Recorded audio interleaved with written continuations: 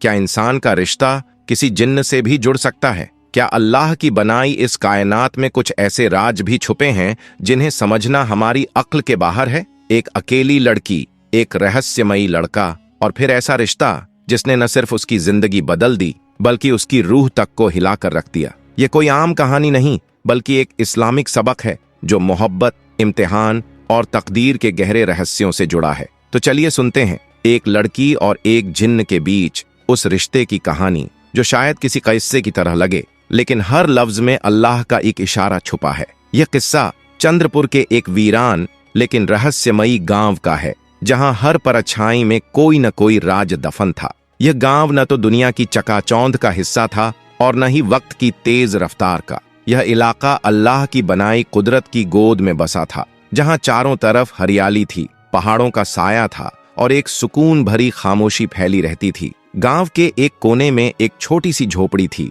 जहां आमिना नाम की एक सीधी सादी, पाक दिल लेकिन तन्हा लड़की रहती थी। उसके चेहरे पर हया की चादर थी, आंखों में गहराई और दिल में अकेलेपन की आदत। माँ बाप के इंतकाल के बाद उसे विरासत में एक अंगूरों का बाग मिला था और बहुत सा सन्नाटा। हर सुबह आमिना सुबह सादिक से पहले उठती, वुजू करती, 2 रकत नफल अदा करती और फिर अपने बाग में चली जाती। अपने कोमल हाथों से अंगूर तोड़ती और बाजार में जाकर बेच आती। गांव के लोग उसे सिर्फ अंगूरों वाली लड़की कहते थे, जो हर वक्त अकेली रहती थी, लेकिन जिसके अंगूर अल्लाह की रहमत जैसे मीठे होते थे। एक दिन जब वह बाग में अंगूर तोड़ रही थी, सूरज की हल्की किरणें दरख्तों की शाखों से उतरकर जमीन पर पड़ रही थीं।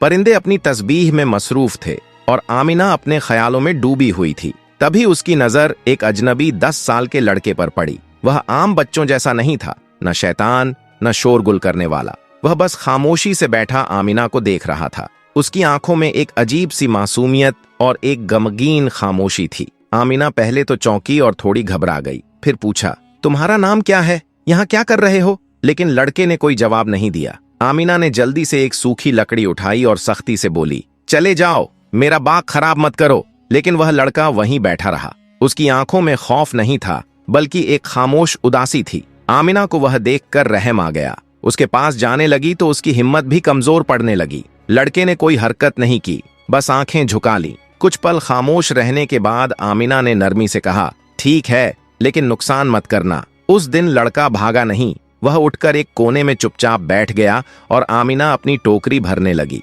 अगली सुबह जब आमिना बाग में आई तो देखा कि वह लड़का फिर उसी जगह बैठा था। इस बार वह चौंकी नहीं, सिर्फ हल्के से मुस्कुराई और बोली, तुम फिर आ गए? लड़के ने धीरे से सिर हिलाया। आमिना ने कुछ अंगूर अपने हाथों में लिए और जाकर उसके पास रख दिए। लड़के ने चुपचाप अंगूर लिए और खाने लगा। दिन गुजरते गए। रोज आमिना बाग में आती, काम करती और लड़का वहां रहता। वह शैतानी नहीं करता, बल्कि मदद करता। पेड़ से अंगूर तोड़कर नीचे गिराता। कभी कभी आमिना के सामने हाथ फैलाकर बैठ जाता, जैसे कह रहा हो, आज का इनाम कहाँ है? आमिना लड़के की आदी हो गई। वह उससे बातें करने लगी जैसे वह समझता हो। काश मेरी माँ होती, उसकी तरह तुम भी शांत स्वभाव के हो। लड़का सब सुनता, आंखों से जवाब देता, कभी सिर हिलाता, कभी आह भरता। आमिना उसके साथ सुकून महसूस करने लगी। कुछ हफ्तों बाद एक दिन बारिश शुरू हो गई। आमिना दौड़कर अपनी झोपड़ी की तरफ जा रही थी। अचानक पीछे मुड़कर देखा तो लड़का बाग में भीग रहा था। उसी पल उसका दिल टूट गया। वह दौड़कर वापस गई और बोली,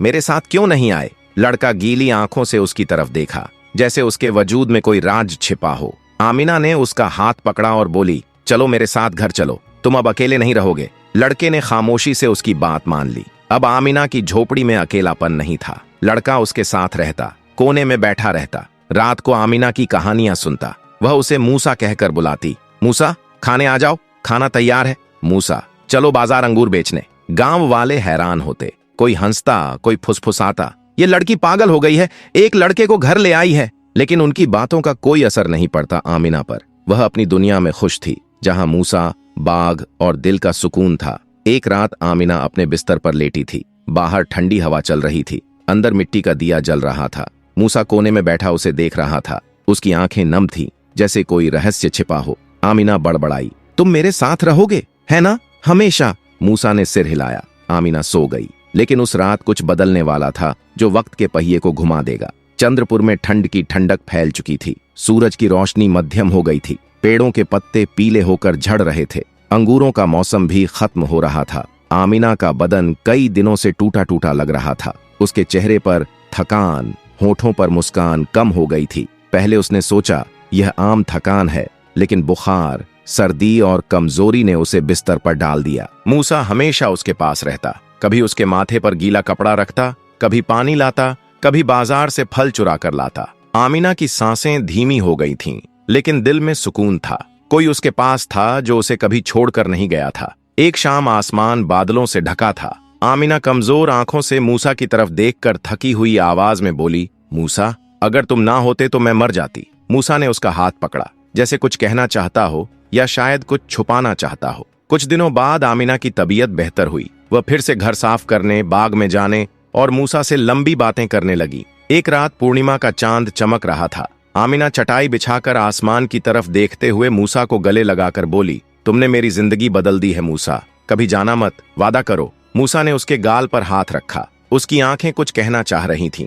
आमिना जल्दी से सो गई और उस रात उसकी नींद गहरी थी। रात के आखिरी पहर में बाहर खामोशी थी। हवा थम गई थी। दिए की लौ मध्यम हो गई थी। आमिना गहरी नींद में थी, शायद सपने में या ऐसी हकीकत में जिसके बारे में उसे कोई इल्म नहीं था। मूसा उसके पास आया। उसकी आंखों में कुछ बदल गया था। उसका बर्ताव अलग सा हो गया था। उसने आमिना के माथे पर हाथ रखा, फिर कुछ ऐसा किया जिसका आमिना को कोई अंदेशा नहीं था। सुबह आमिना की आंखें खुली। बदन थका हुआ लग रहा था, जैसे उसने लंबा सफर तय किया हो। उसने कुछ महसूस किया, लेकिन उसे अहमियत नहीं दी। उसका दिल फिर भी शांत था। मूसा उसके पास था। वह अकेली नहीं थी। महीने गुजर गए। वक्त खामोशी से चल रहा था, जैसे गहरे राज लिए हो। आमिना के शरीर में अजीब बदलाव आने लगे। सुबह उल्टी, कमजोरी, सीने में बेचैनी। पहले उसने सोचा शायद फिर से बीमार हो गई, लेकिन एक दिन वह बेहोश हो गई। गांव के एक हकीम को बुलाया गया। उन्होंने नब्ज जांची और बोले, तुम मां बनने वाली हो। 4 महीने गुजर चुके हैं। आमिना के कानों में जैसे बिजली गिरी। क्या कहा? हकीम नरम आवाज में बोले, हाँ बेटी, तुम हामिला हो। हक्की बक्की आमिना बोली, लेकिन मैं तो कभी किसी के पास नहीं गई, किसी को छुआ भी नहीं। हकीम खामोशी से देखकर बोले, कभी कभी किस्मत ऐसा कुछ लिख देती है जो अकल नहीं समझती। आमिना घंटों आईने में खुद को देखती रही। उसके हाथ बार बार पेट पर जा रहे थे। आंखों में आंसू, दिल में जख्म और मन में बस एक ही सवाल, यह बच्चा किसका है? उसने सब पर शक किया। फिर नजर मूसा पर पड़ी। वह उसके सामने बैठा था, खामोश मासूम आंखों से देख रहा था। लेकिन पहली बार आमिना की आंखों में शक जागा। क्या तुम? उसकी आंखों से आंसू झरे। मूसा ने सिर झुकाया। आमिना चीख उठी, तुमने मेरी इज्जत खराब की है। तुम मेरे अकेले दोस्त थे। मूसा खामोशी से खड़ा रहा। आमिना चीखी, निकल जाओ मेरे घर से। मूसा दरवाजे के पास गया। एक बार पीछे देखा, फिर निकल गया। वह दरवाजे के बाहर बैठा रोता रहा, हर रात, हर दिन। लेकिन आमिना ने दरवाजा नहीं खोला। आमिना बाहर जाती, अंगूर तोड़ती, बाजार में बेचती, लेकिन अंदर ही अंदर वह टूट चुकी थी। गांव वालों की नजरें बदल गई थीं। कोई सवाल करता, कोई हंसता, कोई खामोशी से तमाशा देखता। मूसा अब बाग में नहीं घूमता था। वह आमिना के दरवाजे की परछाई में बैठा रहता। एक दिन आमिना दरवाजे के पास जाकर बोली, क्या तुमने मेरे साथ ऐसा किया जो नहीं करना चाहिए था? मूसा ने कुछ नहीं कहा, बस आंखें बंद करके सिर झुका लिया। यही आमिना के लिए काफी था। वह चीख उठी, निकल जाओ, तुमने मुझे तबाह कर दिया। मूसा पीछे हटा, आंगन में बैठा रहा। आमिना ने उस पर पानी उछाला, लकड़ी से मारा, यहां तक कि उसे घर से निकाल दिया। लेकिन अगले दिन मूसा फिर वापस आ गया। हर दिन वह दरवाजे पर बैठता और आमिना चीखती, लेकिन दरवाजा नहीं खोलती। गांव की पंचायत में इस बारे में बात हुई। मौलवी, नंबरदार और बूढ़े बोले, यह लड़की गांव की इज्जत खराब कर रही है। बिना शादी के बच्चा, इसे गांव से निकाल देना चाहिए। आमिना को कहा गया, बच्चे के बाप का नाम नहीं बताओगी तो तुम्हें गांव से निकाल दिया जाएगा। आमिना खामोश रही। कुछ औरतें उससे मिलने आती थीं, कोई दया की नजर से, कोई क्यूरोसिटी से। एक ने कहा, अगर तुम किसी मर्द का नाम बता देती तो कम से कम बच्चा जायज होता। आमिना की आंखों में आंसू थे। मैं झूठ नहीं बोल सकती, मैं बस इतना जानती हूँ, जो हुआ वह मेरी समझ से बाहर है। मूसा खामोशी से तकलीफ से गुजर रहा था। वह खाता नहीं था, पीता नहीं था, बस झोपड़ी के सामने बैठा रहता। उसके बाल झड़ रहे थे, आंखें धंस गई थीं। वह आमिना की तरफ देखता, जैसे कहना चाहता हो, मुझे माफ कर दो। आमिना की आंखों में भी दर्द था, लेकिन वह समझ नहीं पा रही थी कि क्या वह एक बच्चे से प्यार कर रही थी या यह धोखा था। वक्त चल रहा था। आमिना की उम्मीदें कमजोर हो रही थीं। उसने सोचा, काश मेरे माँ बाप जिंदा होते तो मैं यह सब बांट पाती। काश यह एक सपना होता। आंखें खुलती और सब खत्म हो जाता। लेकिन हकीकत यह थी, उसके बदन में एक नई जिंदगी पल रही थी और बाहरी दुनिया उसे जिल्लत कह रही थी। आमिना एक नई दुनिया में दाखिल हो चुकी थी, जहां चारों तरफ बस सवाल थे, जवाब नहीं, बस जख्म थे। मरहम नहीं, बस परछाई थी, रोशनी नहीं। मूसा हर दिन दरवाजे पर आता, खामोश, टूटा हुआ। लेकिन आमिना का दिल बंद हो चुका था। एक शाम आमिना झोपड़ी में बैठी थी, हाथ पेट पर, आंखों में रोज का सवाल। दरवाजे पर आवाज हुई। वह समझ गई, मूसा आया है। वह उसे इग्नोर करती थी, लेकिन मन ही मन एक अनजाना डर पैदा हो गया था। क्या वह सचमुच बस एक लड़का था? उस रात गांव में एक अनजाने मौलवी आए। वह एक बूढ़े, खामोश स्वभाव के इंसान थे, जिनके चेहरे पर इल्म की छाप थी। उन्होंने आमिना की झोपड़ी के सामने आकर कहा, बेटी, मुझे कुछ कहना है जो तुम्हारी किस्मत बदल सकता है। आमिना हैरान हुई। मौलवी बोले, तुम जिस लड़के के साथ रहती थी, वह लड़का नहीं था, एक शापित जिन्न था। आमिना की आंखें फैल गईं। यह क्या कह रहे हैं? वह तो एक बच्चा था। मौलवी ने सिर झुकाकर कहा, नहीं बेटी, बहुत साल पहले एक नौजवान ने एक बिल्ली को मार दिया था। सोचा था यह सिर्फ एक जानवर है, लेकिन वह एक जिन्न का बच्चा था। जिन्न ने उसे श्राप दिया था। उसे अदृश्य जिन्न बना दिया गया था, जिसे कोई देख या बात नहीं कर सकता था।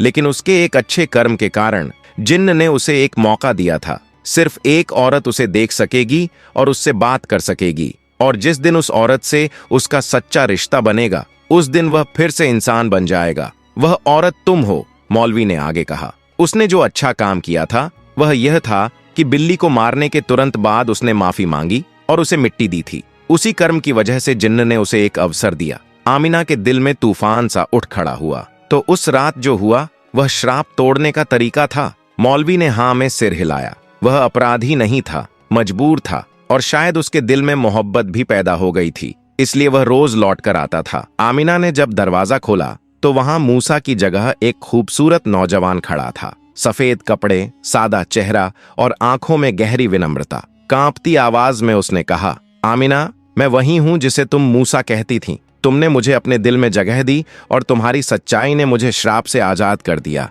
मैं 10 का नहीं, 25 साल का हूं। जिन्न के बच्चे को मारकर श्राप पाया था, लेकिन तुम्हारे कारण मुझे मुक्ति मिली। आमिना स्तब्ध रह गई। तुमने मेरी इज्जत मिट्टी में मिला दी और अब प्यार की बात करते हो? नौजवान जमीन पर बैठ गया। मैं जानता हूं तुमने बहुत सहा, लेकिन मैंने जानबूझकर कुछ नहीं किया। तुम ही एक थी जिसने मुझे अपनाया। अब मैं इंसान हूं, तुम्हें खोना नहीं चाहता। अगले दिन गांव में हलचल थी। आमिना, जिसे कल तक लोग ताने देते थे, आज उसी नौजवान के साथ गर्व से खड़ी थी। मौलवी ने कहा, जिसे तुमने बच्चा समझा वह इंसान था। आमिना को इल्जाम दिया गया, लेकिन उसने किसी की जिंदगी बदली है। लोग शर्मिंदा थे और आमिना बोली, मैं बदला नहीं चाहती, मेरी मोहब्बत लौट आई है। कुछ ही दिनों में आमिना और उस नौजवान जाहिद का निकाह हुआ। वही लोग जो ताने देते थे अब दुआएं दे रहे थे। जाहिद ने कहा, तुमने मुझे रिहाई दी है, अब मैं तुम्हें जिंदगी दूंगा। और आमिना की आंखों में पहली बार सिर्फ सुकून और खुशी थी। महीनों बाद आमिना ने एक बच्चे को जन्म दिया। मोहब्बत, माफी और इज्जत का प्रतीक। वही झोपड़ी जहां कभी अकेलापन था, अब प्यार और सुकून से भर गई थी। शाम की धूप अंगूरों पर पड़ती और जाहिद कहता, अब हम हमेशा साथ रहेंगे। तो ये थी आज की कहानी। अगर आपको पसंद आई हो तो इसे लाइक करें, शेयर करें और चैनल को सब्सक्राइब करना ना भूलें। अल्लाह हाफिज।